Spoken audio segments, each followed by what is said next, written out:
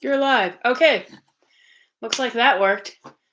So, hi. I'm Johanna I'm Megan.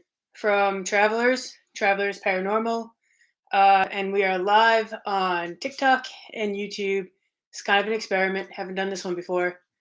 Having both of them, but we were driving home, and we wanted to do a live and just talk about some stuff and hang out. And so, uh, so that's what we're doing basically. So we drove. We were driving home from Kentucky. We just to give you guys an idea, talk about some music, talk about things we like about living in Tennessee. I'm gonna get into some stuff about the Para Games challenges that we've been doing on YouTube, Sponsored by What the Paranormal.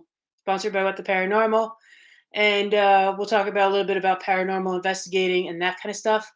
My phone is really far away, so it's gonna be hard to see if anybody comments or joins. But if you do, please hit like. Anyway, so we were driving home from Glasgow, Kentucky.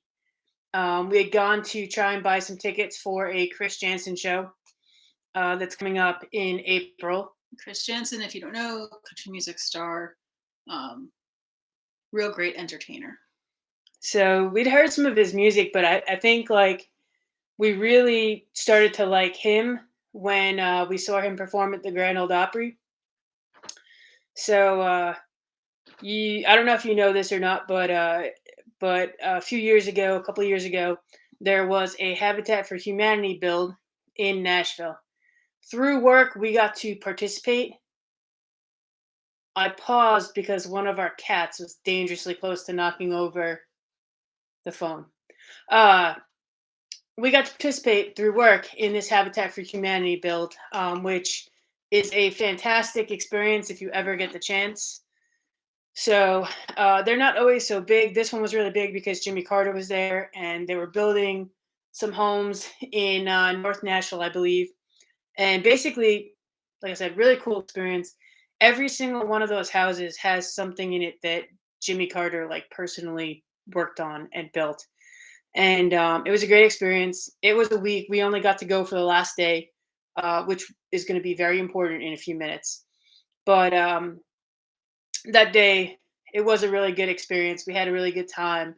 Helped build the house. Talked to the family because they were there. They were building along. That's part of the Habitat for Humanity. You help build your own home. You're very involved. They do a lot of different like courses, and they have to apply to get the house. And super cool people. I follow them on Instagram. Um, and she's gonna knock this over. And so we the last day, the last day, they surprised everybody that was there with tickets to the Grand Old Opry. One of the major benefits of living so close to Nashville is that we are very close to the Grand Old Opry. And basically, anyone who comes to visit us, we're going to take you there. Like, if you're friends, family of ours, and you come visit, we're going to the Grand Ole Opry because whether you like country music or not, if you appreciate music, it's a phenomenal experience. And every time we go, it's almost like it's almost like the Opry just has a way of knowing what you need. Like there's just special moments every time we go that feels like to the people that we have brought with us, it's like it's tailored to them. Like it's I can't explain it, but it's a great experience. Um And so the reason I'm telling you this is because we saw Chris Jansen at the Grand Old Opry that day. So we got the tickets because of Habitat for Humanity. So a whole bunch of people who were working on the build were there. Garth Brooks was there because he's also very involved in Habitat for Humanity. Trish Yearwood was there. She's very involved in Habitat for Humanity. And Chris Jansen was the final performer of the show. And uh, so we knew his music, but that show, watching him perform live, was when like I was like, oh man, this guy, he's gonna go far. Like Yeah. he's special. He's awesome to watch. And so when we knew he was playing in Kentucky, we're like, well, we want to go. Yeah, he has a song called Swagger, and he performed it. And He played his harmonica. I think he lives it. Yeah, he does. He's got swagger. Chris Jansen has officially got swagger. And so, funny story. Apparently, Sawyer Brown, the band, was there. They performed before him, and Mark Miller, the lead singer of Sawyer Brown, had said to Chris Jansen, it's a big thing when you're the closer because if the other acts Because for if you don't know whatever, this, the Opry is a radio show too. It's got a set amount of time that it needs yeah, to run. If the other acts don't use up all of their time, it is up to the closer to make sure that they manage the end of the show so that it finishes at the right time. It's Kokomo. there's cats. So I don't know what that meant. So anyway, so Mark Miller of Sawyer Brown, I guess, was telling Chris Jansen, "Hey, this is a big deal. You got to manage the time, and if the acts don't go long enough, you're gonna have to fill in any of the existing time." And I don't remember why Mark Miller was talking about warm fuzzy socks, but at one point he's like, "Everybody say it with me, warm fuzzy socks." So when Chris Jansen comes out, he tells a story about Mark Miller telling him, you're going to have to fill the time. And he's like, I'm backstage. And all of a sudden I hear the entire audience say, warm, fuzzy socks. And Chris Jansen's like, I know I'm going to be good. I'm going to be able to fill the time. So Chris Jansen performed, great performer. We wanted to see him again. So we were heading to Kentucky to get tickets. We didn't get tickets. That show is sold out. There's going to be another performance, and the tickets go on sale tomorrow. So there is still hope that we will go. What were you going to say something? No, I was just gonna. We've been to the Opry a few other times and seen some other great shows. So So just every show is a good the show. the last couple of times we've gone, I think we've seen 3 Opry debuts. One fellow was named William Prince. Then there's Dean Dillon. He's a songwriter. He's been around for a long time. And another guy named Channing Wilson. He was having his debut. Also a songwriter, been around for a long time. Um, and just there's just an awesome moment in every single one of them. The last 2 times we went there, Lori Morgan was there, and I have loved Lori Morgan's music since I was a young kid. Um, What song is your favorite Lori Morgan song, Joe? Something in Red, which I'm sure was really funny when I was like 5 years old and didn't understand anything about Anything. anything. So anyway, so I was really, really hoping she would sing that song, but she did not. But it's okay. Both times, fantastic performance. Anyway, if you come to Tennessee, if you're near Nashville and you're visiting, go see the Grand Old Opry. You will have a good time. Uh, but where was I? So we were coming back from Kentucky to see Chris Jansen, and he's going to be performing in Kentucky, and it's like a full circle type thing because before we moved to Nashville, we used to visit Nashville, and we would go downtown to the stage. It's kind of funny that like once you move here, you stop going downtown apparently, which is funny because we had the same thing in New York. We didn't go to Broadway. Well, we did go to Broadway, but you didn't really do the touristy stuff, go downtown, all that kind of stuff. But when we were visiting, we used to go downtown, and like every time we came, we had to go to the stage and to see 2 performers in particular. They played on Friday and Saturday nights. One was Josh Brister, who was usually the closer for the show at the stage, and the other fellow was Mitch Oglesby. So he's a songwriter, singer, and he will be performing with Chris Jansen in Kentucky. He wrote Done. several songs. Yeah, I don't know. He wrote Done. He's one of the co-writers of Done, which is a Chris Jansen song. And we really, really like that song. It's a beautiful song. And it went to number 1. It went to number 1 in 2020. And we were, our group is called Travelers for a reason. It's because we like road trips. So in 2020, no comments about COVID or anything, but we drove to all 48 contiguous states in the United States. Safely, we were outside, Safely, social distancing, everything. But we drove to all 48 contiguous states. And I think we probably heard Done play in like every state. I wouldn't say every state, but like at least like 16 different states we heard Done. And it was exciting every single time because we knew that a guy that we used to listen to on Broadway was one of the co-writers. So that was climbing the charts at that time. Yeah, it was climbing the charts. So every road trip, it was in a different spot, and just phenomenal. And Yeah. So, so I mentioned that we like road trips. Uh, One of the stops that we yeah, went go. to was I'm doing too much talking. no, it's fine, really. One of the stops that we went to was in Little Falls, Minnesota, and it was the traveling rock man. Joe, the where's the cat? Where's Kokomo? Coco, come here, Coco. Hi, buddy. Anyway, so it was the traveling rock man in Little Falls, Minnesota, and yeah, pick him up. That'll be better. And it's this really cool statue. It was outside of a granite shop. No, poor baby. It's outside of a granite shop, and on it has a plaque, and it reads that the traveler experiences life uniquely through the individual journey. Just let him go. Don't knock anything down. Through the individual journey, and is influenced by significant people, events, and places along the way.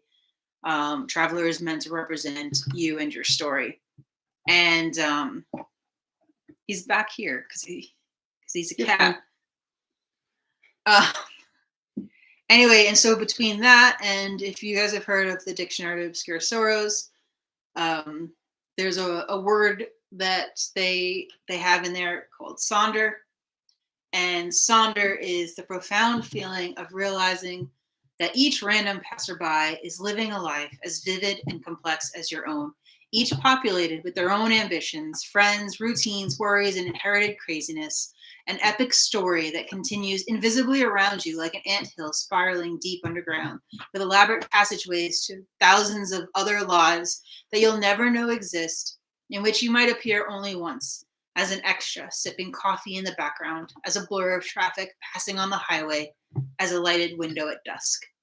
And that idea of Sonder, take that with everyone having a story around them, and with that quote that goes with the traveler, is just part of the idea of the individual journey being influenced by significant people, events, and places, and then the idea that living your life, you're living your life, and all of these random people who show up in your life, they're living their own lives, and just like they show up for a brief moment or a cameo in the movie of your life, you're a brief moment and cameo in the moment of their life.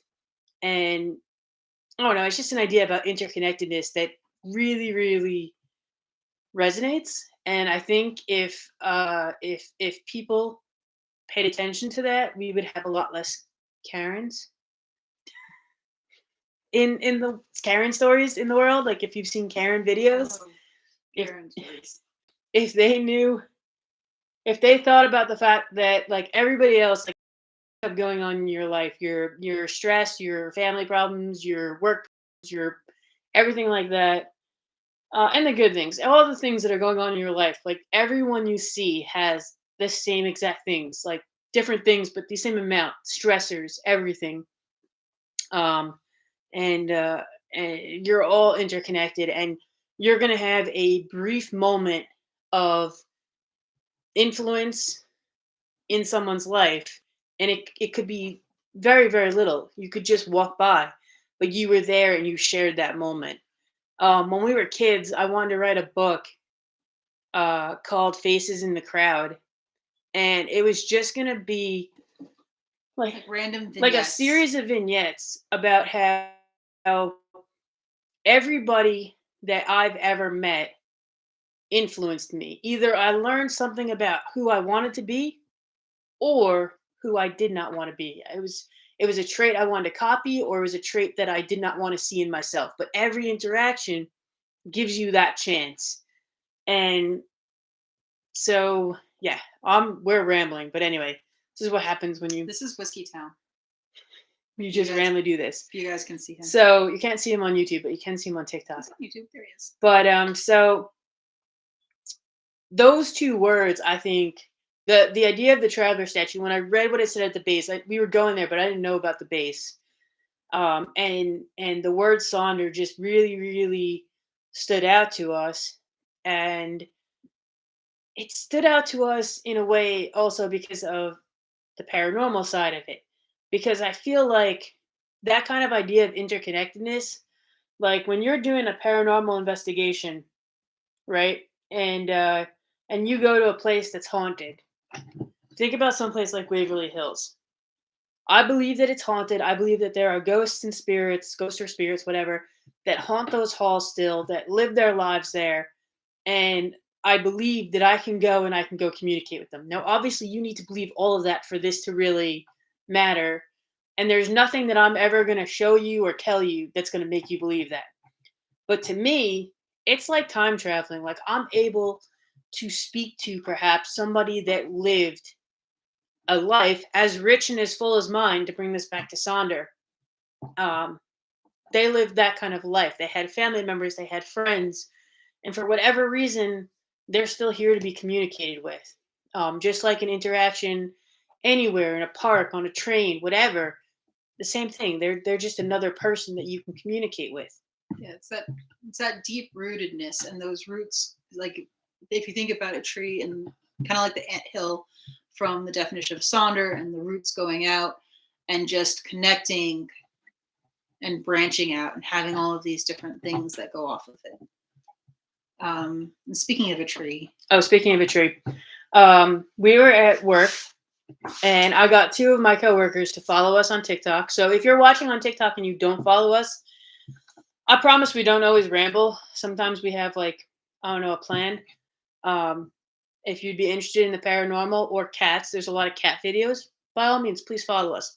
But I got two of my coworkers to follow us, and somehow I convinced them. And one of the first things they asked us about, oh no, was our symbol, which you can't see on Megan's computer. Sorry, you can't see our symbol at all. There you go. You can see it on YouTube, and I don't know if you can see it that well on TikTok. But anyway, so they asked us about our symbol. So real quick, our symbol, Megan drew it. And we'll really quickly kind of explain different parts of it. So the tree in the center here is the ash tree. Yes. Which is the... it's from Norse mythology. It's the tree that people hide in, basically, at Ragnarok. Yeah, Megan drew this, so she's going to know it much better than me. Our little symbol here, our little fellow here, is Puccinello. He is a stock figure in Italian, specifically Napolitan. Yeah. Operas. He is a fool, a trickster, a very liminal character.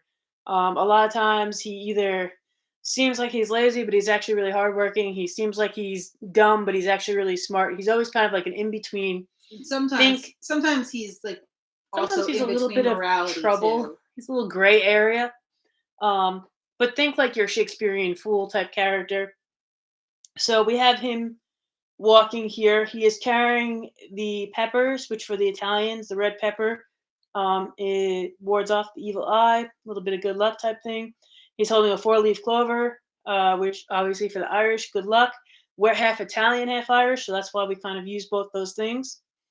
At his feet is a little porcupine. No, Jesus. It's a hedgehog. At his feet is a hedgehog, because the hedgehog is also good luck. And in the tree are 3 numbers: the number 85, the number 48, and the number 42. The reason for that is Whiskey Town. The reason for that is in Naples, or more than just Naples, but particularly Naples. That's where our family is from. Whiskey. Very dangerous. He's very close to the camera. They use smorphia, which is number analysis, for dream interpretation, that kind of stuff. And so the numbers. And to play the lotto. Buddy, please. Whiskey. Anyway, so the numbers. One of the numbers is the dead man who speak. It means the dead man who speaks. One of the numbers is the souls in purgatory. And number 42 in smorphia. Well, number 42 is there because of the Hitchhiker's Guide to the Galaxy, because it's the ultimate meaning of life, the universe, and everything. But also, conveniently, in smorphia, it is coffee. Which might be the ultimate answer to the question of life, the universe, and everything. Coffee is very important. It's usually the first thing we look for after a paranormal investigation. You can't see this, but our cats Are swarming. are swarming around the camera to just give us anxiety. It's 4 of them But that I can see. I don't know. we'll Whiskey. keep going with the paranormal. We'll keep going with the paranormal. So If we cut out though, it's because the cat's not. yeah, if we cut out, it's because the cats have done something terrible and probably broken my phone. Uh we have been participating in the Para Games, which YouTube channel What the Paranormal came up with this idea way back in Jesus August of last year, Are we at week 22 now? week 22, and there was like weeks that we skipped too. So way back in August of last year, they're like, "Hey, let's do the Para Games challenges. We'll give a series of challenges each week, and you do this challenge."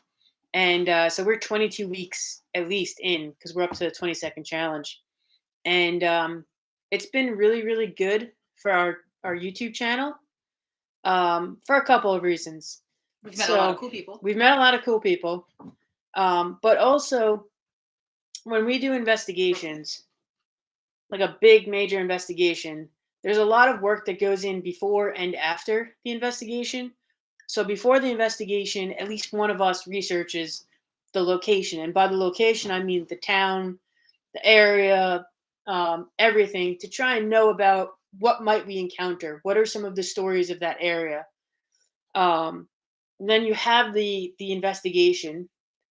We're each carrying an audio recorder with us. We might set up cameras in different places. I'm usually carrying a camera. Megan's got a body camera that she wears. So a 6 or 8 hour investigation, or something like Indiana State Sanatorium, where we had 19 hours, you multiply that by all the different cameras and audio recorders. We left audio recorders in different buildings because we knew we weren't going to be able to cover the whole area. So that's 19 hours on each of those recorders, 19 hours on the recorder I'm holding, 19 hours on her recorder, 19 hours of footage on her body camera, and 19 hours of footage on my handheld camera. We had a stationary camera at the nurse's station. It's a lot of evidence review afterwards. And it's really, really important because we can come out of an investigation and think, this happened, this happened, this happened, but we won't know about any EVPs or anything like that unless What we does actually. EVP stand for, Joe? Oh, EVPs, Megan, stand for electronic voice phenomenon.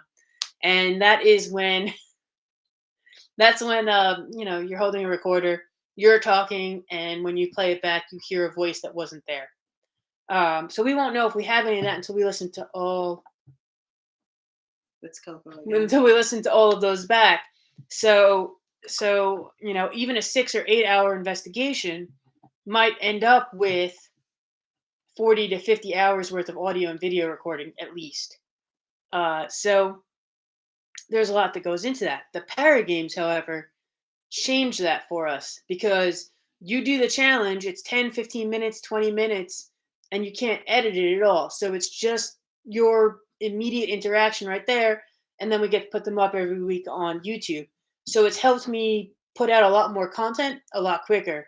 And also told me, yeah, I can just go to a cemetery or go to a location and do a quick video, and put that up. It doesn't always have to be this big, elaborate investigation, which doesn't mean we're not going to do that, but it also helps create more content. We do still review it because it's really important to us to hit the 3 stages of investigation, which is researching it, investigating, and then review it.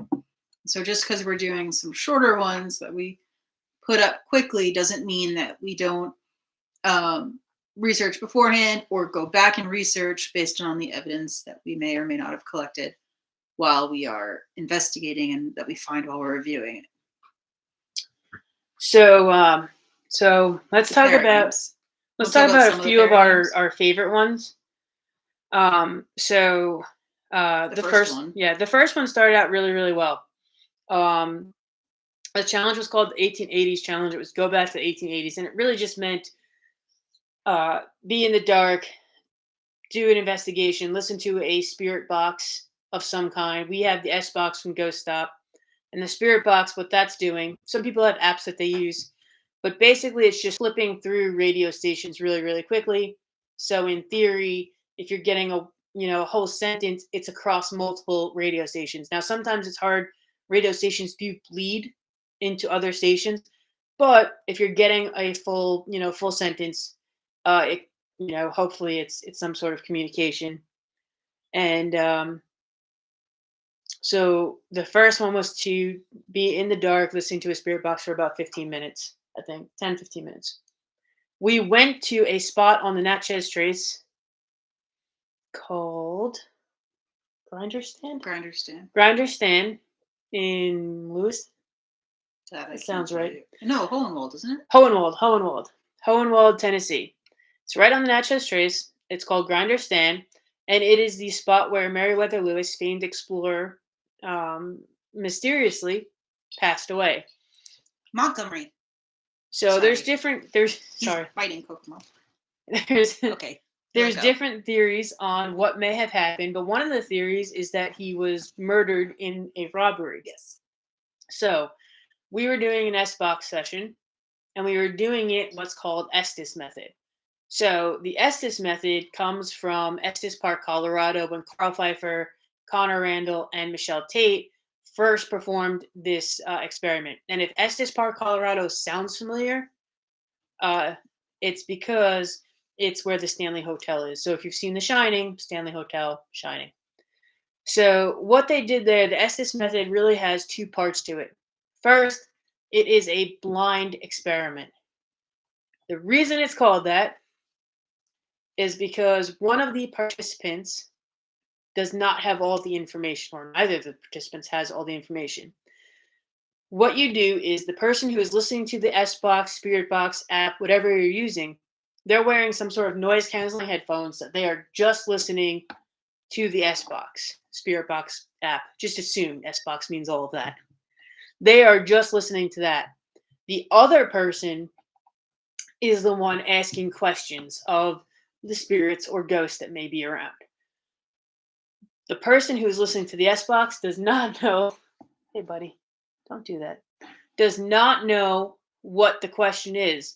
So when they're hearing words and sounds through the S-Box, their mind can't try and make it make sense to the question. They don't know what the question is. And you would think I'm going to give you an example from the 1880s investigation, but I'm not. I'm going to give you a fantastic example we had from a place in Tennessee called the Lotes House. So we were doing Estes Method S-Box, and I won't remember the order of everything, but we thought we were communicating with a Union soldier.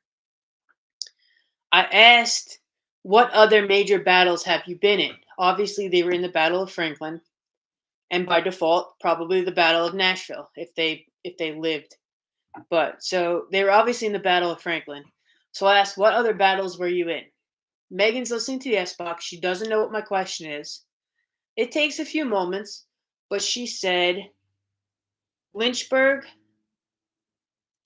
Shiloh, and one other city that I do not. That I don't remember. I don't remember. She lists off 3 cities that were also major battles in the Civil War. I recognized that the 3 cities were also major battles in the Civil War. I then asked, what state are you from? And she said Minnesota. So the fact that my one question was, what other battles were you in? She, not knowing that, gives me 3 cities where there were Civil War battles. And then I asked, what state are you from? This is Skibbereen. And she gives me a state without knowing my question. Just, to me, speaks volumes. So going back to the 1880s, we were at Grinder Stand. Megan's listening to the S-Box, and she begins saying what she's hearing, and what she's hearing sounds very much like a robbery. And I'd been asking Meriwether Lewis, are you here? Meriwether Lewis, would you communicate with us? And then she starts saying things like, leave me alone, just take it, I'm not going to fight you, just all sorts of stuff that sounds like someone being robbed, which made me think, and her as well, when she finally took off the headphones and we stopped it, that she was tying into some sort of residual haunting of a robbery. Was it Meriwether Lewis? I don't know. The Natchez Trace was a very violent place. It was a very dangerous place. There were highway robbers, on it. Like, that just happened. So, but it very much sounded like a residual haunting. Residual haunting, meaning that it's like a place memory. It doesn't mean that there's a ghost or a spirit who's going to interact with me and answer questions like we had at the Lotes house, which we would consider an intelligent haunting. But it's almost like the place is replaying a film and we're hearing the sounds from that. And that's referred to as stone tape theory.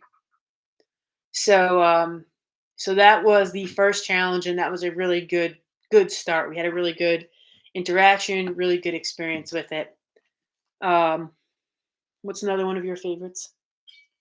Well, I love research, so I liked the serial killer So para game. one of the Paragames challenges was to research a serial killer and put out a video about that and to explain a little bit about the serial killer. So these are supposed to be quick videos, right? Megan put together like a 200 It was slide not. PowerPoint. I think it was like 60, honestly. It was a lot, though. A 200 slide PowerPoint about the Night Marauder. So go, but like in 2 minutes or less. So the Night Marauder was in Eastern Tennessee. He was in, they were in Maryville, Alcoa, which is a company town. Stands for I think it's something like the Aluminum Company of America, and Knoxville. And this was around the turn of the century. Not everyone had electricity yet, and this night marauder was breaking into homes that had no electricity and attacking women and killing people, basically.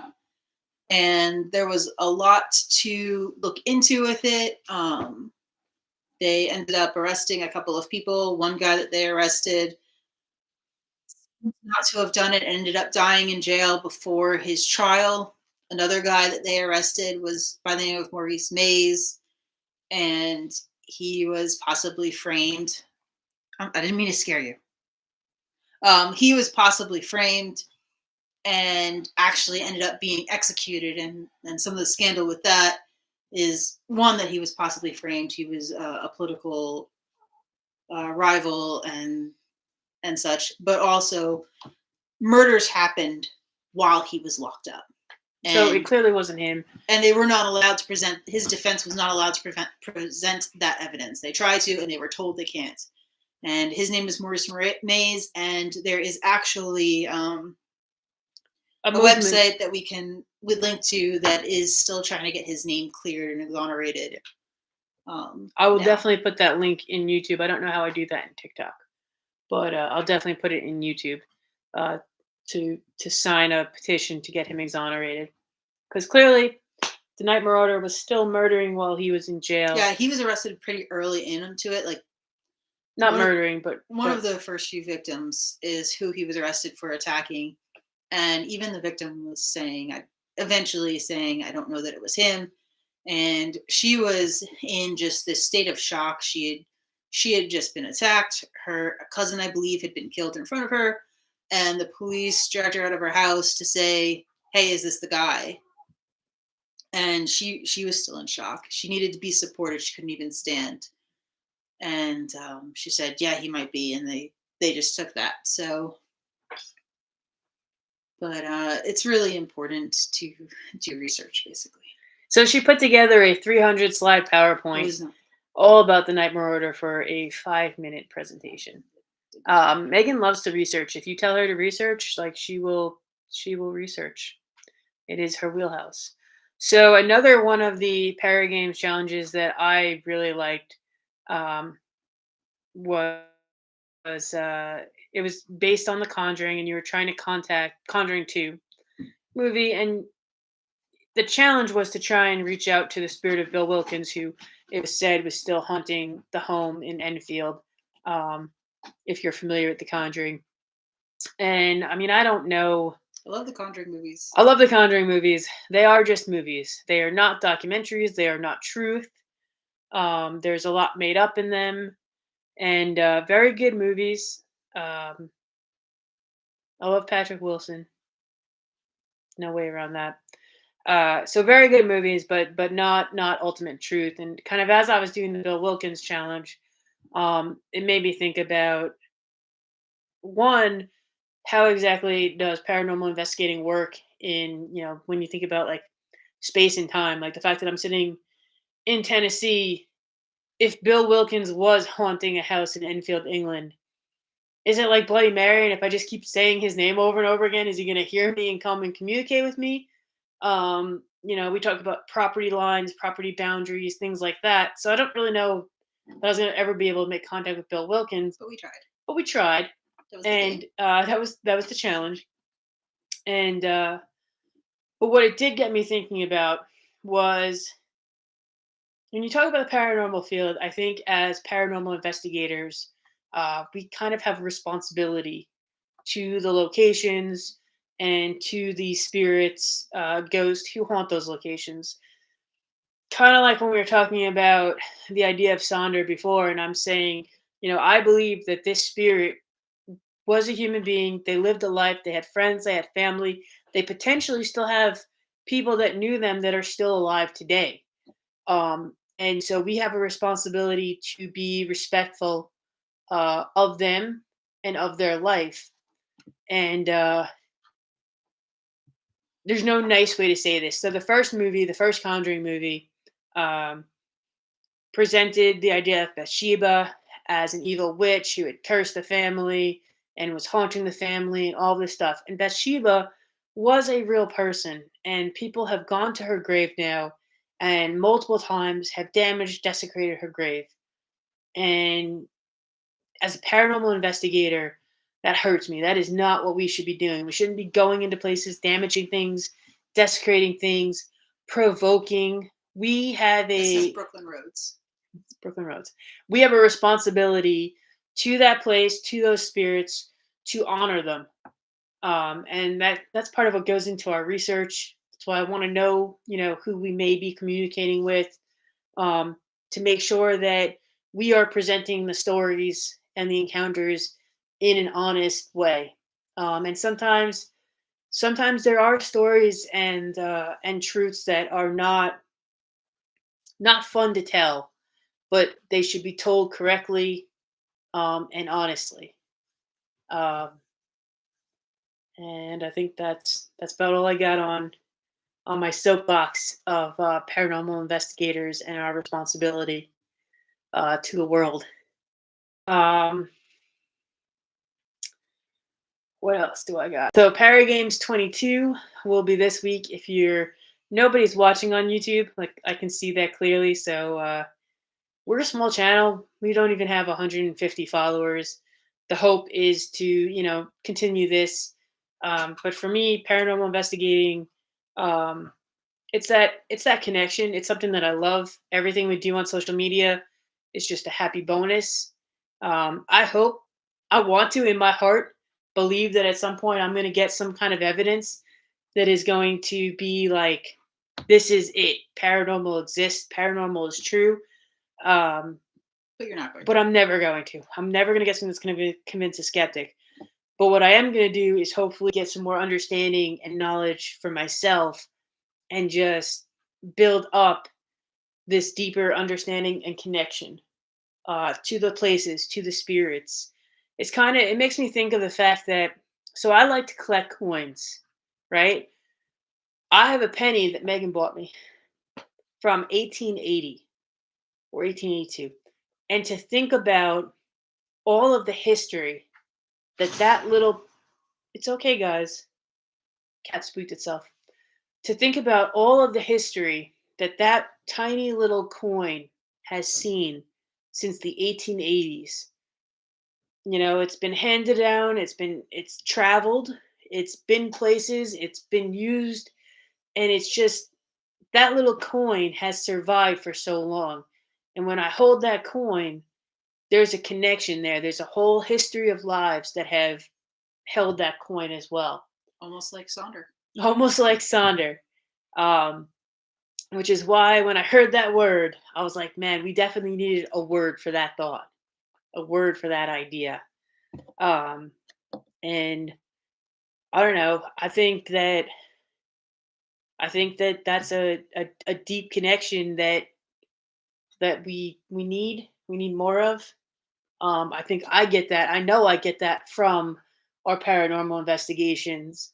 And I'll bring this back to music. You get this from music too, because you can hear a song that was written by someone you don't know, sung by someone you don't know. But like I said, every time we go to the Grand Old Opry, there is a moment that just feels like it is just you and that performer, and you are at that performance for a reason to experience that moment. And I just, we just every time we go, there is a moment like that, and I'm gonna get emotional. I'm trying to remember what song was sung, but we lost a really, really good friend. Wow, that I got emotional a little quicker than I thought.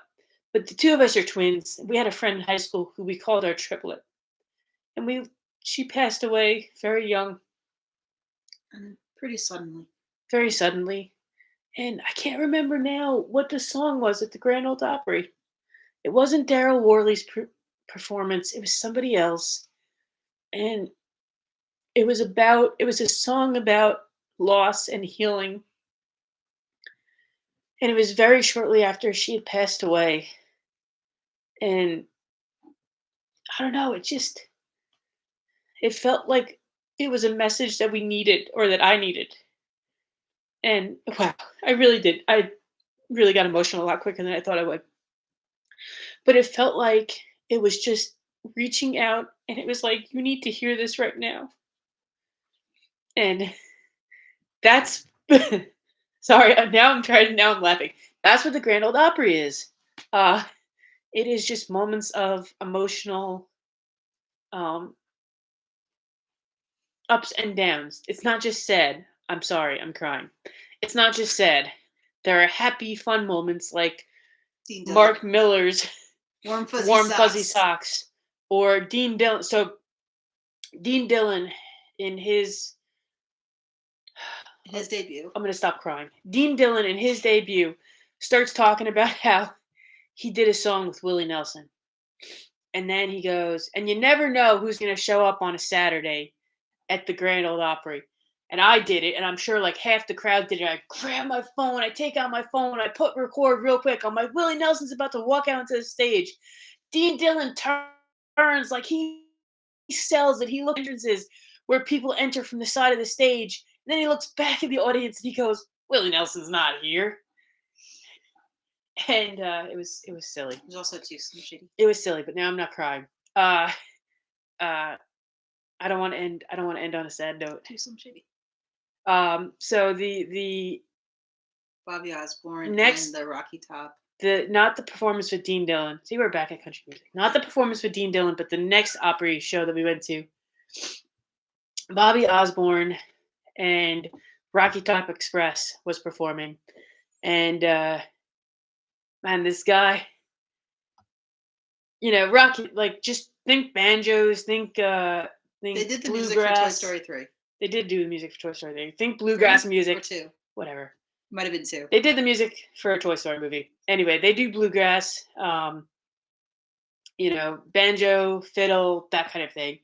But he just did this rap because he was talking about being at the Oscars because of Toy Story and seeing like all of the people that were at the Oscars. And I don't know why he started talking about Eminem, but Eminem was there. But then he started doing this whole rap. He's the real Too Slim Shady. He's called Too Slim, so he's Too Slim Shady, and it was funny. Anyway, sorry, I ruined the live by getting emotional. I shouldn't have done that. But Those Brooklyn Roads again. We're gonna. On that note, so anyway, we were driving back from Kentucky. I'm gonna start all over again. We were driving back from Kentucky. No, just kidding. We are probably going to end this live now because I think I killed the mood. We're gonna end the live now before one of our cats knocks my phone over. Is really what we're gonna do. And if They're swarming. They are swarming. There's 5 of them in here. And so thank you for watching. Thank you for listening to us ramble. I got emotional at the end, and I'm kind of gonna cut it now because I got a little bit emotional. And I'm thinking about my friend. So thank you guys for watching. I promise that sometimes we're actually organized and try to say cool things. If you liked any of our rambling, please like and subscribe and follow. If not, please consider giving us another chance. Um, and thank you for watching. I'm going to cut YouTube. Bye, YouTube. Bye, YouTube again.